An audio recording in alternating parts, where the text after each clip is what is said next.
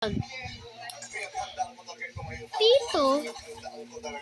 ako ngayon carbon, wag mo akong sisihin sa mga inalom mo. Dahil ako, marami ang pera, si Bol namatay na sa kulungan.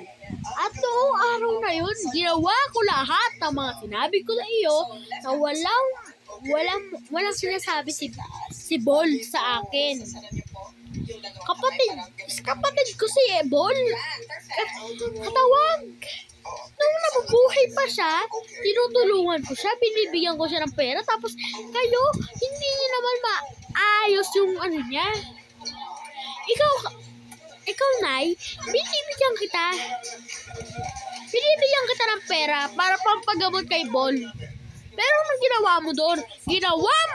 Binili mo ng grocery, binili mo ng bigas, binili mo ng ano.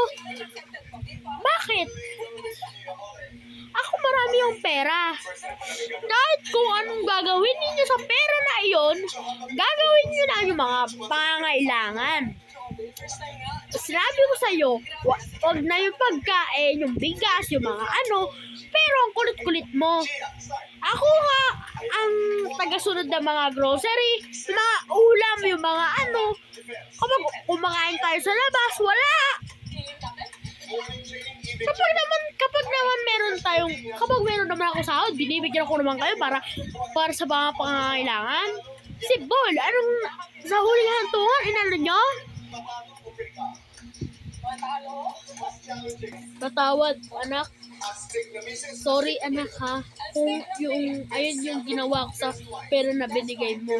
Walang ganon-ganon, ha. Walang ganon-ganon. Patawad ang patawad. Hindi mo naman inaano yung mga sinasabi ko. Hindi mo nilalagay sa tamang kanluran. Sinasabi ko sa iyo, wag na yung mga bigas, yung ulam, wag na. Tignan mo naman, nasa burol na si Bol. Tapos pumunta ka pa doon, wala ka namang ganyan, ha? Nung nabubuhay pa siya, akala ko ano na siya? Akala ko buhay na siya nung yung mata niya. Tumilat nung nandun sa hospital, pero ginawa niya naman. Nung malapit na pumunta, yung gumanon na si Bol, ang ginawa mo, pumunta ka sa grocery, pumunta ka doon, tapos bumili ka ng bigas at mga grocery. Anong ginawa mo? Hindi mo ginamit yung pera na ginamit na yon, ha? Para papainom ng gamot, pumunta ka ng Mercury. Buti sa'yo meron kang gamot, ha? Kasi yung kapatid ko, maraming mga ano yun. Maraming papangarap yun.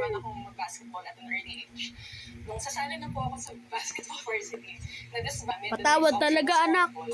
Hindi na talang mauulit. Patawad. Halika na, kumain na tayo.